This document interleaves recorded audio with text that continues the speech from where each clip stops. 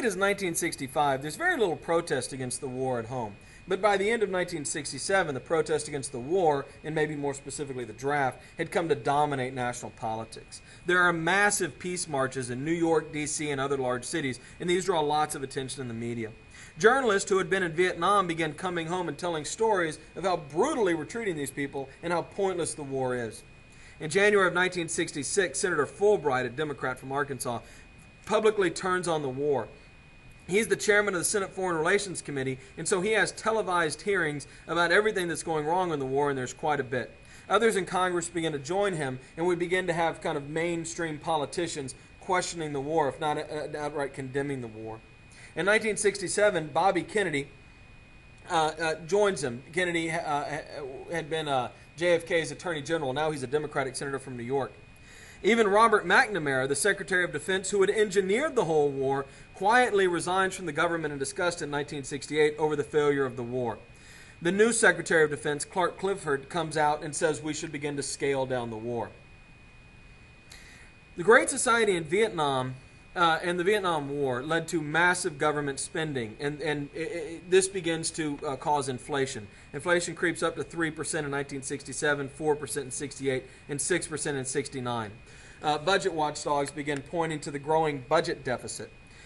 And so in August of 1967, LBJ asked for a tax increase to try to keep inflation down and pay for some of this spending.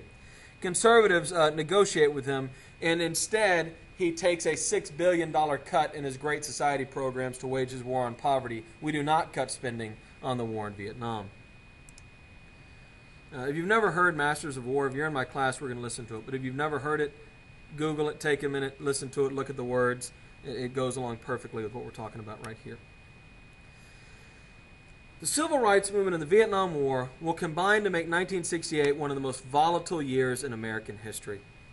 It begins in January 31st of 1968 when the North Vietnamese launch a massive attack on southern cities all across Vietnam. The city of Hue falls, but others are able to repel the attackers. When people turn on their TV, what they see is the Viet Cong in Saigon and the other cities bombing and killing government officials. They briefly seize the American embassy, and it shocks them. It appears we're losing the war. It appears it's spiraling out of control, and that brutality is right there in your living room. And it doesn't help that this image appears. This is maybe the iconic photograph of the war. This is a North Vietnamese officer shooting a Viet Cong prisoner in the head. Now, what people didn't realize, and maybe this matters, maybe it doesn't, is that the Viet Cong guy had killed the North Vietnamese officer's daughter. But still, this picture became kind of a symbol of everything people believed we were doing wrong in the war. The Tet Offensive in reality was quickly repelled, and it was a major defeat for the communists. They suffered enormous casualties, and they failed to hold a single city. It decimated the Viet Cong numerically in the south, and it forced the North Vietnamese army to do most of the work in the war going forward. But the problem is, in America, it made the constant assurance that the war was going well, that there was, quote, light at the end of the tunnel, it made it all look like a lie. It made it look like, no, we haven't almost won, it's only getting worse. It wasn't, but that's what it looked like on TV. It was a political disaster for the American government, and it really is going to bring down LBJ's administration.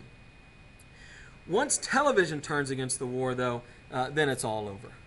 To say that we are closer to victory today is to believe, in the face of the evidence, the optimists who have been wrong in the past. To suggest we are on the edge of defeat is to yield to unreasonable pessimism. To say that we are mired in stalemate seems the only realistic, if unsatisfactory, conclusion. On the off chance the military and political analysts are right, in the next few months we must test the enemy's intentions in case this is indeed his last big gasp before negotiations. But it is increasingly clear to this report that the only rational way out then will be to negotiate, not as victor. LBJ understood that when Walter Cronkite, the most trusted man in America, turned against the war, it was all over. The public turns in the war as well. Public opposition doubles in just 3 weeks after the Tet Offensive. LBJ's personal likability falls to 35%. At the time, the only other president who had been more unliked than LBJ had been Truman. That record has since been broken by Bush.